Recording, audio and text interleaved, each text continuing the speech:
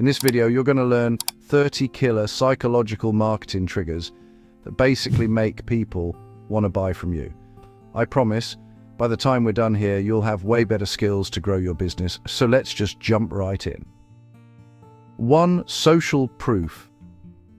You think you're the master of your own destiny, but your brain is actually wired to copy everyone else, and marketers know exactly how to exploit it. It's a psychological phenomenon called social proof, famously detailed in Robert Cialdini's book, Influence, and it dictates almost every purchase you make. Think about it. Why do you choose the crowded restaurant over the empty one? Why do you trust a stranger's 5-star review on Amazon? It's because when we are uncertain, we look to others to determine the correct behavior. It's an evolutionary survival mechanism. If the herd is running, you don't ask why, you just run. But today, that instinct is weaponized. Those bestseller badges, the canned laughter in sitcoms, and trending now lists are all shortcuts designed to bypass your critical thinking. So the next time you feel the urge to buy something just because everyone else is, ask yourself, are you making a choice? Or are you just following the herd? Scarcity. Why does a diamond cost a fortune while water is virtually free, even though you need water to live?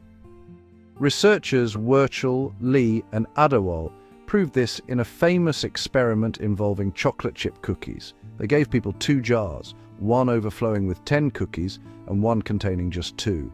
Here is the twist: the cookies were identical. Yet participants rated the cookies from the nearly empty jar as significantly more delicious and valuable. Why? Because our ancient brains are hardwired to equate availability with quality. If it is rare, we assume it must be good. This is exactly why websites scream only 3 items left in stock, or why luxury brands artificially limit production. They aren't just selling you a product, they are triggering your fear of missing out. So the next time you rush to buy a limited time offer, ask yourself, do you actually want the item? Or do you just want it because you're told you can't have it? Authority. Have you ever wondered why you automatically trust a person in a lab coat? Or why you'll buy a product simply because a doctor on TV recommends it? It is called the authority principle, and it is one of the most powerful and dangerous glitches in the human mind. In the infamous Milgram experiment, researchers proved that ordinary people were willing to deliver potentially fatal electric shocks to strangers simply because a man in a white coat told them to do it. We are biologically wired to suspend our own judgment and follow the leader, especially when we feel uncertain or overwhelmed. Robert Cialdini identifies this as a primary weapon of influence. It is a mental shortcut where we assume that status equals competence. Marketers exploit this every day with expert endorsements, verified checkmarks, and fancy titles. But in a world where authority can be faked with a rental suit or a staged photo, blind trust is a liability. Reciprocity. There is no such thing as a free lunch, and your brain knows it, even if you don't. Have you ever felt a sudden, awkward pressure to buy a product just because a salesperson gave you a tiny free sample? That is the law of reciprocity in action. Sociologist Alvin Gouldner identified this as a universal human norm. We are biologically programmed to hate being in social debt. When someone gives us something, whether it's a free ebook, a piece of cheese at the grocery store, or even a mint with the check, our subconscious screams that we must give something back to even the score. Marketers know that the easiest way to your wallet is to give you something free first. It creates a psychological burden that you unconsciously relieve by making a purchase. Commitment and consistency. Ever notice how a tiny yes traps you into a massive obligation? It is a psychological hack called commitment and consistency, and it is why you find it so hard to back out of things. Researchers Friedman and Fraser demonstrated this in the famous foot in the door experiment. They asked homeowners to place a massive, ugly billboard on their front lawns that read, "Drive carefully."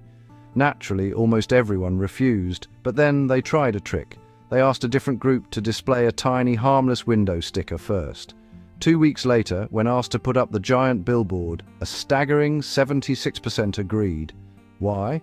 Because once we make a small commitment, our brain demands that we act consistently with that new self-image to avoid feeling like a hypocrite.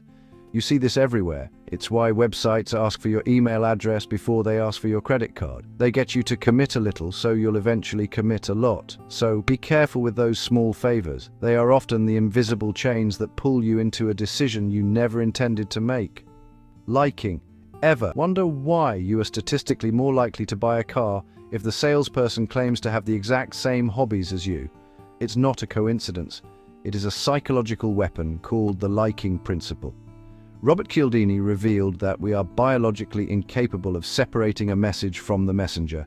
If we like the person, we blindly trust the product. This is why the Tupperware party business model generated billions. People weren't buying plastic containers, they were buying their friends' approval. It is also why modern brands on TikTok act like your chaotic bestie, using your slang and mirroring your values to create a false sense of intimacy.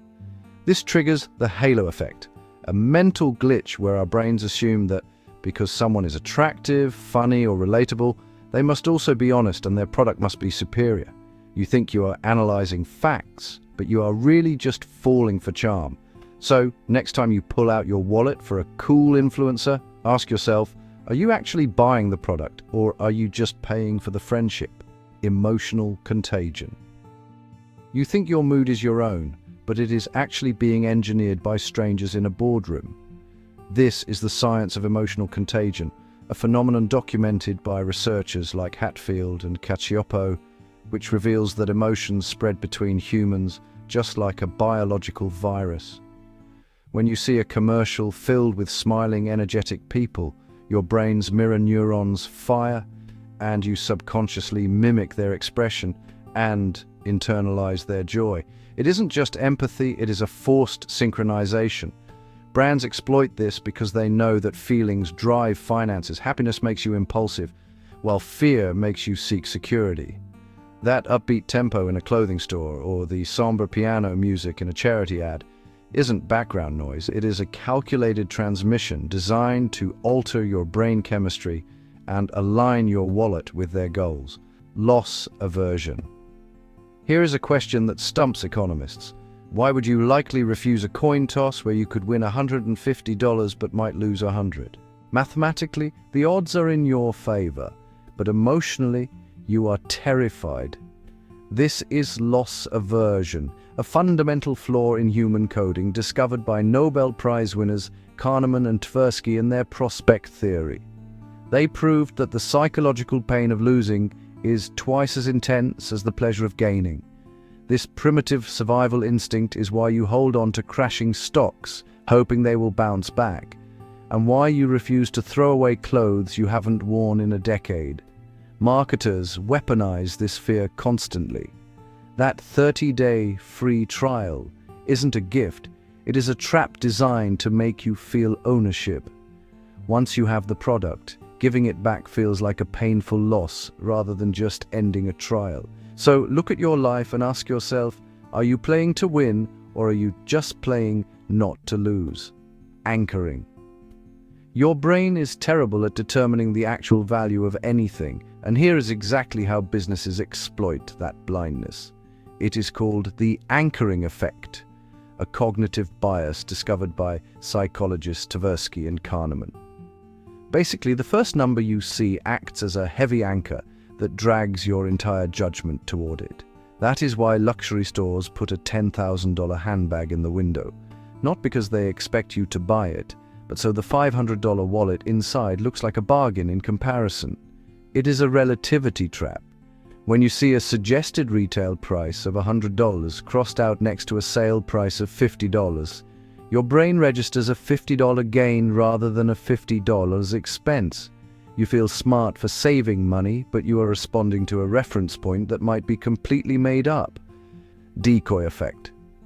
There is a phantom option on the menu designed to be rejected, and you fall for it every time. It is called the decoy effect, a cognitive manipulation famously exposed by behavioral economist Dan Ariely in Predictably Irrational. Here is how it works.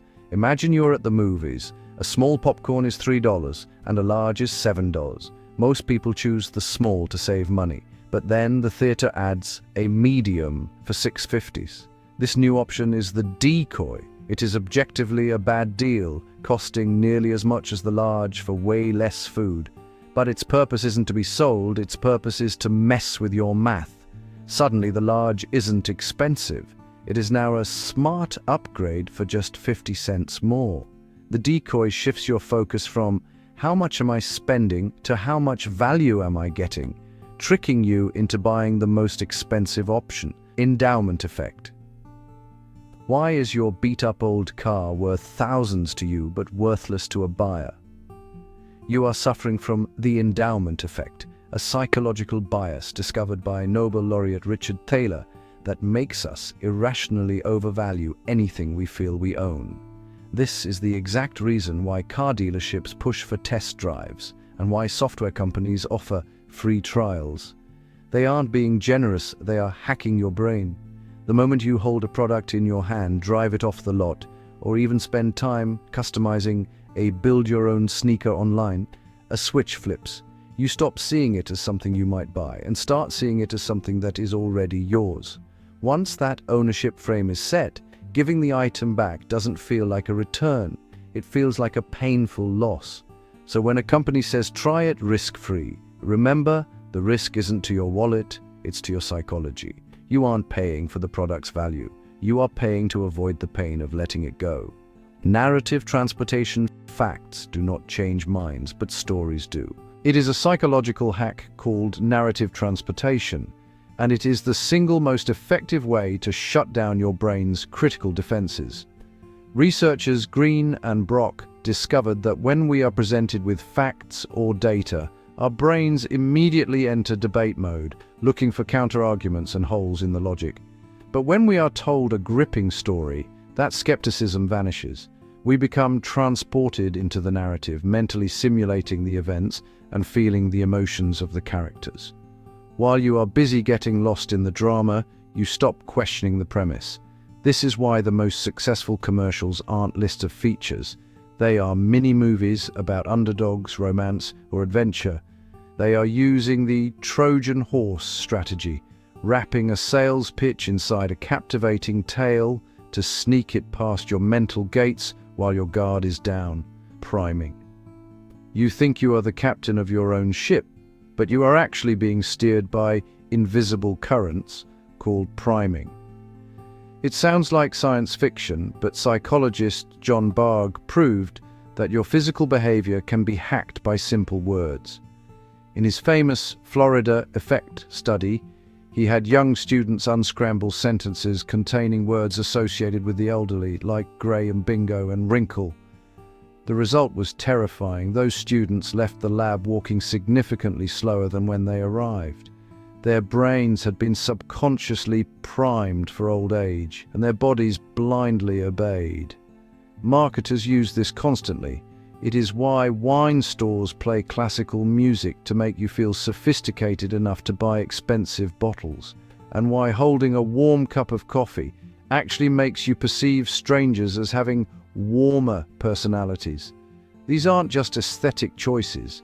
They are environmental codes designed to activate specific desires before you even know you have them.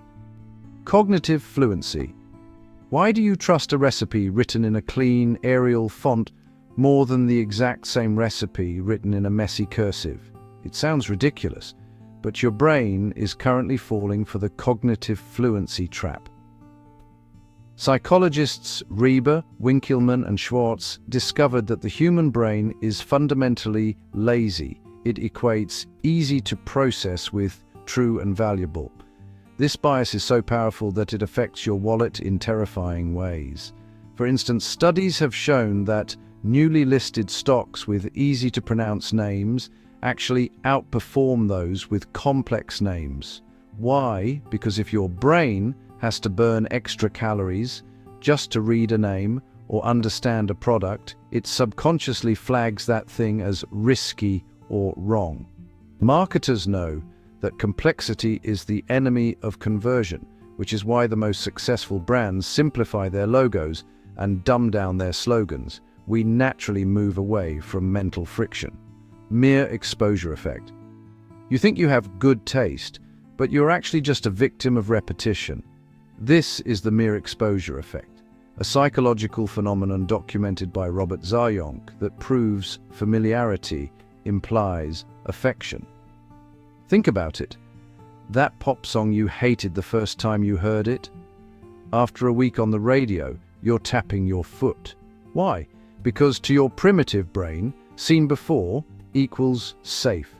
If you've encountered something repeatedly without dying, your subconscious marks it as a friend. Marketers exploit this ruthlessly. They don't blast you with the same ad 50 times because they think you missed it. They do it to hack your familiarity bias. They know that in a crowded aisle, you will almost always grab the brand you recognize over the one you don't, even if the unknown option is cheaper and better. Exclusivity. There is a peculiar glitch in the human operating system that defies the basic laws of logic. Usually, when the price of something goes up, the demand for it should go down. But in the world of luxury, the opposite happens. We are strangely seduced by barriers, whether it is the velvet rope outside a nightclub, a limited edition sneaker drop, or an invite-only credit card. We are biologically hardwired to crave what we cannot easily have. This is the psychology of exclusivity, and it is less about the quality of the object and more about the social currency of holding it. Over a century ago, the sociologist Thorstein Veblen diagnosed this behavior with a term that defines our modern economy: conspicuous consumption. He realized that we don't buy expensive things just to enjoy them. We buy them to signal to the tribe that we have resources to burn. It is the human equivalent of a peacock's tail, a beautiful, impractical display designed solely to separate the elite from the ordinary. But this goes deeper than just showing off money. It is about the primal need for membership. Exclusivity creates a divide between the insiders and the outsiders, and there is no sensation quite as addictive as being on the inside. When you possess something exclusive, you aren't just buying a product, you are buying a feeling of superiority and belonging to a select few. Brands know this. They artificially restrict supply, not because they can't make more, but because if everyone had it, nobody would want it. The value lies entirely in the denial of others. Urgency. Why is it that you can stare at a decision for weeks, paralyzed by indecision, but the moment a deadline looms, you suddenly transform into a machine of action? This is the strange friction of the human mind. Left to our own devices, we are wired for what behavioral economists call temporal discounting. We naturally value immediate comfort over future rewards, meaning we will always choose to do nothing until we absolutely have to. We are chronic procrastinators by design.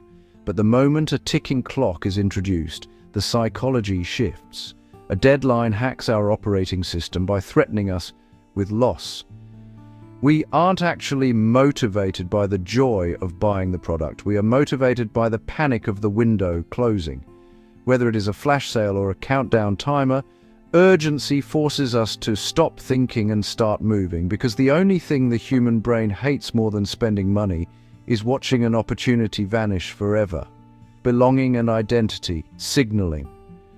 We like to think we choose our clothes, cars, and technologies based on quality or logic, but the truth is far more narcissistic. We don't just consume products, we wear them like costumes to tell the world who we are, or more importantly, who we pretend to be. Research into brand personality reveals that we unconsciously treat companies like people, aligning ourselves with brands that mirror the traits we wish we possessed. When you buy that rugged, expensive outdoor gear, you aren't just buying a jacket, you are signaling that you are an adventurer, even if you never leave the city. This is the psychology of identity signaling. We use brands to close the gap between our actual selves and our aspirational selves. Ultimately, the logo on your chest isn't just a corporate trademark, it is a tribal tattoo meant to prove to the world and to yourself that you belong to the life you've always wanted. Risk reversal. Every time you reach for your wallet, a primal alarm bell goes off in your brain. It is the fear of regret, the biological hesitation that you are about to make a mistake. The biggest barrier to any purchase is rarely the price. It is the perceived risk of being wrong. This is why the most powerful psychological tool in business is risk reversal. By offering ironclad money-back guarantees or free returns, a brand effectively destroys the ancient law of caveat emptor, or buyer beware. They are volunteering to carry the burden of your anxiety, shifting the weight from your shoulders to theirs. This signals a terrifying level of confidence. The seller is essentially saying, "I am so sure you will love this. I am willing to pay for it if you don't." When the risk hits zero, the wallet opens because the only thing the brain hates more than spending money is the fear of wasting it. Framing effect. Imagine standing in a grocery store. You see ground beef labeled 90% lean. You buy it without hesitation. But if that exact same package was labeled 10% fat, your brain would instinctively recoil. This is the framing effect, a psychological glitch discovered by Kahneman and Tversky that proves our logic is easily hacked by a simple change in perspective. We do not evaluate the world based on raw math. We evaluate it based on how the story is told. We are biologically wired to fear loss twice as much as we value gain. That is why a cash discount feels like a lucky reward. But a credit card surcharge feels like an unfair punishment, even if the final price is identical. It reveals a startling truth about the human mind. The facts don't matter nearly as much as the wrapper they come in. By simply changing the frame, you can control the decision.